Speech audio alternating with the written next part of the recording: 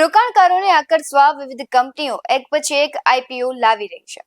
Market regulator SEBI પાસે એક જ દિવસમાં કુલ 13 કંપનીઓએ આઈપીઓ મંજૂરી સંબંધિત દસ્તાવેજો ફાઇલ કર્યા છે.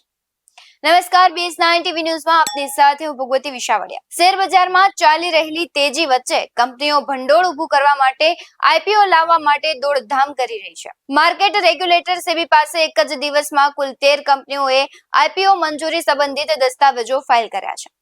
જો આ તમામ અરજીઓને securities and exchange board of India એટલે કે સેબીની મંજૂરી મળી જશે તો આ કંપનીઓ આઈપીઓ દ્વારા ઓછામાં ઓછા ₹8,000 કરોડ એકત્ર કરવામાં સફળ થશે. ડ્રાફ્ટ દસ્તાવેજોની જો વાત કરું તો ફાઇલ કરનારા કંપનીઓ વિવિધ ક્ષેત્રોની છે. આમાંના ઘણા આઈપીઓમાં નવા ઇશ્યુની સાથે હાલના શેરના પ્રમોટરોએ પણ ઓએફએસ શરૂ કરવાની દરખાસ્ત કરી છે. વિક્રમ સોલાર, આદિત્ય ઇન્ફોટેક અને વરિન્દ્ર કન્સ્ટ્રક્શન કંપનીઓમાં સામેલ છે, જેમણે સેબીમાં આઈપીઓ મંજૂરી અંગે ડ્રાફ્ટ દસ્તાવેજો ફાઇલ કર્યા છે.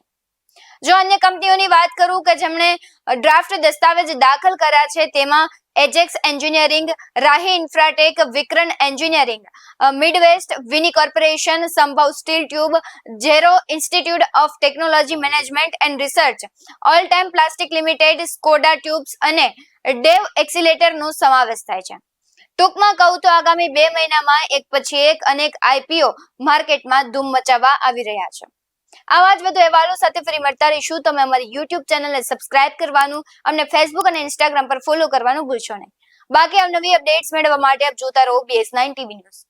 અહીં આપેલી માહિતી માત્ર જાણકારીના હેતુથી આપવામાં આવી છે. બજારમાં રોકાણ કરતા પહેલા હંમેશા નિષ્ણાતની સલાહ લેવી જરૂરી છે. BS9 TV ન્યૂઝ કરે કોઈને રોકાણ સંબંધિત સલાહ નથી આપતું. નમસ્કાર.